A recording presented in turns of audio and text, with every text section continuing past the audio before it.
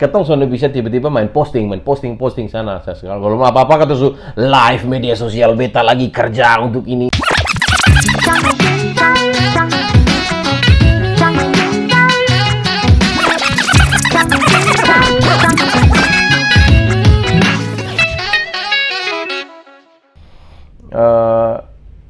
Sebenarnya ketika saya bilang bahwa kita mau bangun karya, kita bicara dengan karya, itu sebenarnya itu sama dengan kita itu sebagai pengkarya, sebagai orang yang bergerak di bidang apa saja, baik di berkarya ataupun bekerja kepada orang lain juga, ya kita mesti bangun portfolio. Lebih-lebih kepada kita yang di bidang boleh dibilang di industri kreatif kok, boleh beta bilang begitu ya. Jadi industri di apa yang kayak wirausaha toh. Jadi ya karena kita adalah jasa, ya mungkin dibilang di industri kreatif. Jadi kita bangun portfolio. Jadi kita bicara dengan karya, kita bangun portfolio kita gitu. Nah, dari video sebelumnya juga kan ya seperti halnya di YouTube ini kan adalah platform digital ya. Jadi kita perlu menggunakan platform digital, salah satunya YouTube seperti ini ya untuk bangun portfolio kita. Mungkin sebagai saran bahwa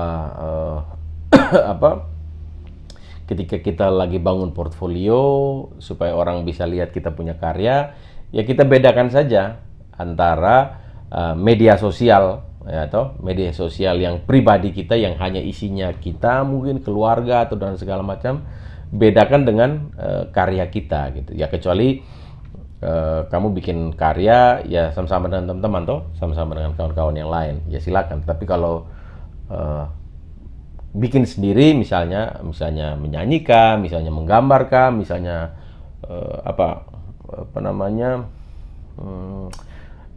misalnya ya apalah, misalnya hal-hal yang sendiri yang dikerjakan sendiri, atau bikin musik misalnya gitu ya, atau hasil foto yang di kamu punya sendiri, media sosial itu dikasih pisah dengan media sosial yang sifatnya pribadi begitu, supaya gampang orang lihat begitu. Nah, kenapa beta menyarankan seperti itu? Karena menurut beta media sosial itu sama seperti galeri pameran.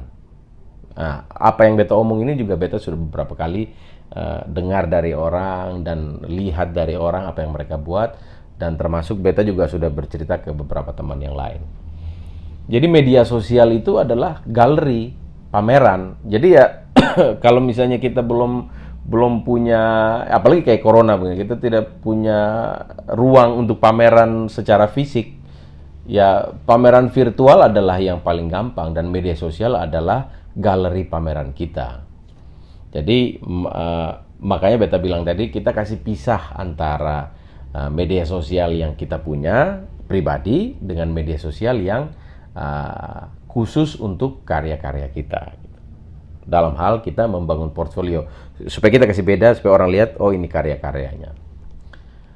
Nah, platform digital ini itu tuh sama seperti apa ya? Kalau di petani, saya kawan cerita, ada namanya Andre.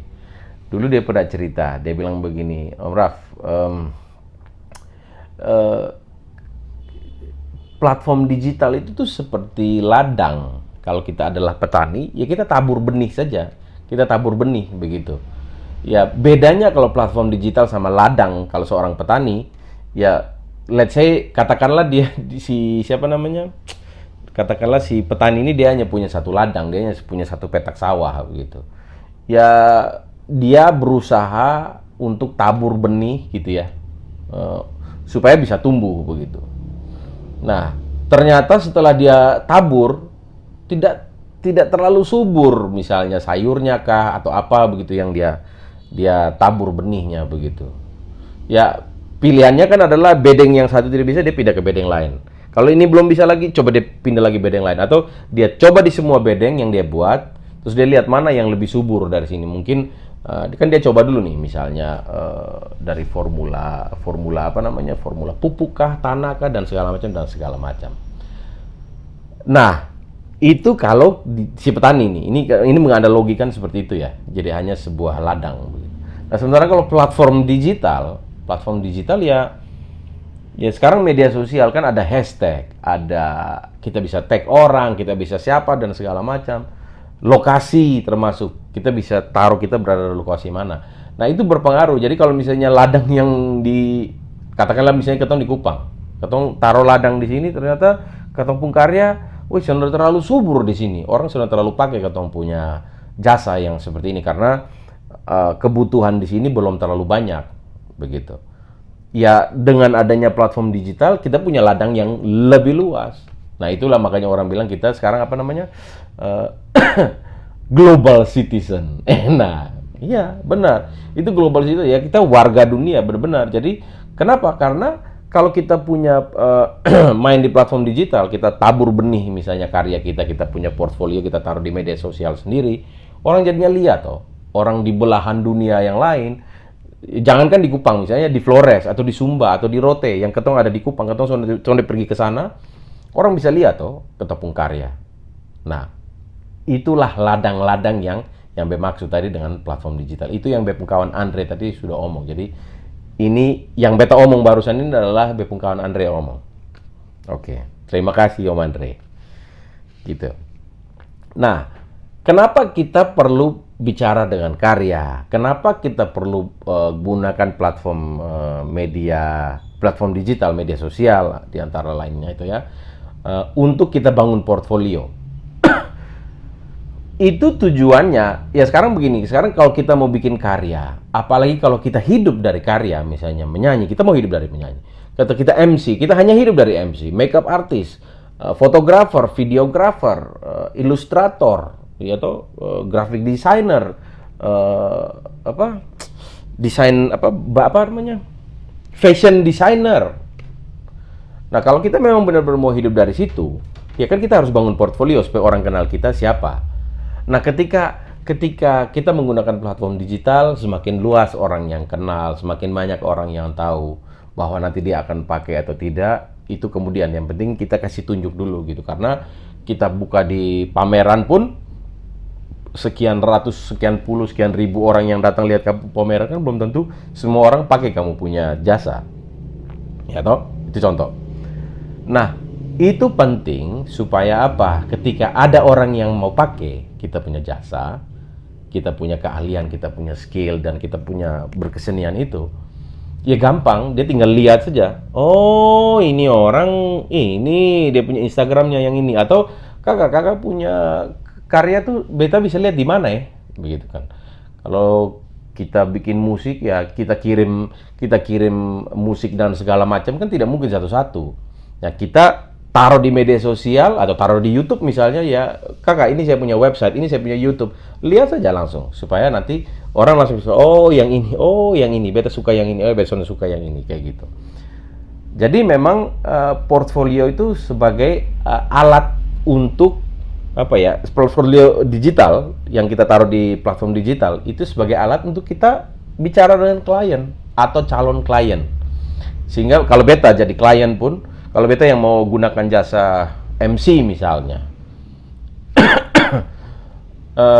pernah MC di mana kakak? Oh, beta pernah MC di sini, beta pernah MC di situ dan segala macam.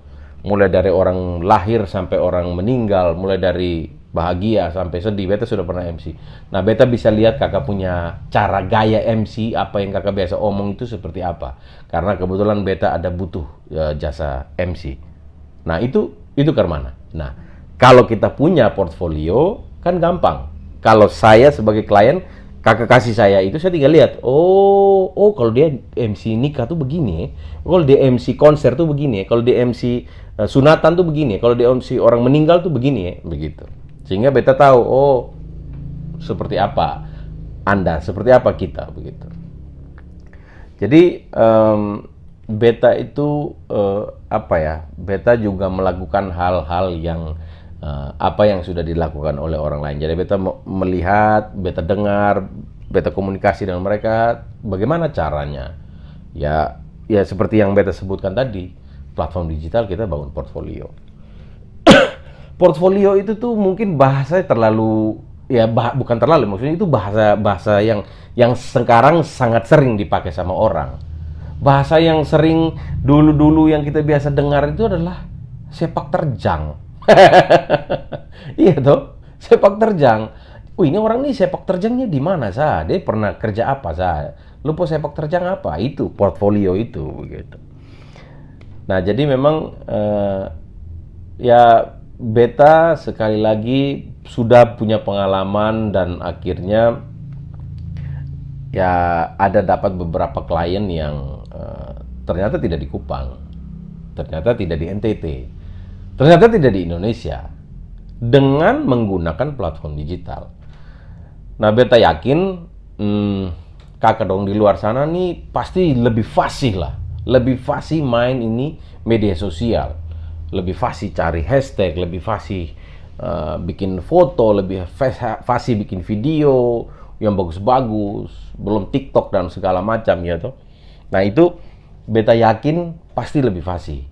Nah, tapi bukan hanya sampai fasih main itu, tapi apa karya apa. Artinya jika kita ingin hidup dari karya. Tidak sedikit juga beta punya kawan yang ketika berkarya di bidang yang sama-sama beta itu, dia tidak full time. Dia sonde sepenuhnya cari doi dari kerja yang seperti beta, seperti apa yang dia lakukan misalnya. Ada beberapa yang seperti itu, tapi ada yang memang full time. Beberapa yang kayak fotografer, beta lihat ada yang dia full time. Videografer ada yang full time. Bikin video animasi itu juga dia ada yang beberapa yang dia full time. Tetapi ada yang tidak full time juga. Nah, seperti apa yang beta bilang kemarin bahwa kadang-kadang dia kerja di satu tempat, tapi orang lebih kenal dia karena ya itu dia punya portfolio, dia punya pekerjaan, dia punya sepak terjang begitu, sebagai misalnya foto portrait misalnya, foto landscape misalnya, atau yang lain-lain seperti itu gitu. Jadi ketika kita bangun portfolio, orang bisa lebih kenal kita sebagai apa, karya apa kita begitu. Atau mungkin kadang-kadang orang tidak tahu siapa orang di balik si karya ini begitu. Seperti yang kemarin beta sebutkan di video sebelumnya begitu. Nah, kadang-kadang kita ketika kita sudah mengerjakan sesuatu, kita antusias tuh, apalagi kalau misalnya kita kerja untuk klien yang ya namanya juga kita bangun portfolio ya. Bangun portfolio itu begini, karya apa yang mungkin dari hasil keresahan kita tuangkan. Kalau di beta bidang misalnya, beta gambar ilustrasi, beta rasa kayaknya ini beta mau desain tentang corona nih bagus nih gitu. Beta posting.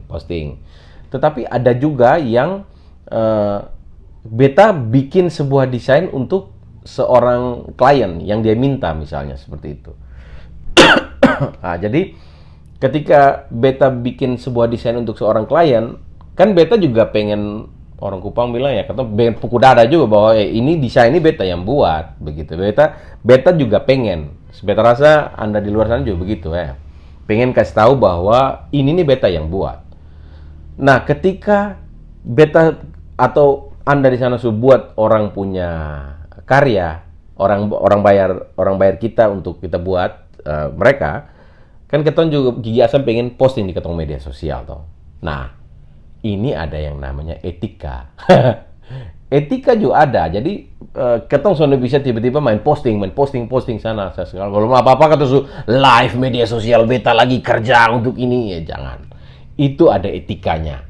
Karena tidak sedikit yang ini dari pengalaman beta ya, tidak sedikit orang yang mempekerjakan beta menggunakan beta pun jasa. Dia tidak mau kalau orang tuh tahu siapa yang desain dia baju, orang tuh tahu siapa yang desain dia logo. Banyak yang seperti itu. Ataupun bidang-bidang yang mungkin Anda di luar sana juga sudah pernah alami. Beta yakin teman-teman di luar sana pasti sudah paham lah tentang etika itu. Cuman beta hanya omong lah. Kadang-kadang ketong juga suka talapas. Karena aku suka talapas untuk yaitu gigi asam kau mau segera posting kau supaya orang tahu bahwa ketong ini ada produktif. Kayak begitu. Nah, jadi ketong harus tetap jaga etika. Kalau kemarin di video yang sebelumnya yang bicara tentang karya, salah satu etika itu adalah ya mandi, ketong berpakaian rapi, ketong pakai sepatu, datang jangan terlambat, itu bagian dari etika.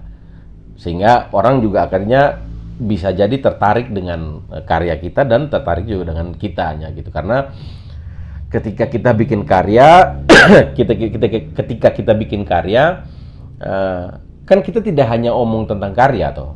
Kita juga ada etika sebagai manusia, makhluk sosial yang selamat pagi, terima kasih, minta maaf, jangan marah, ya, minta tolong. Itu kan adalah makhluk sosial. Nah, bahasa-bahasa itu tuh kan adalah bagian dari etika.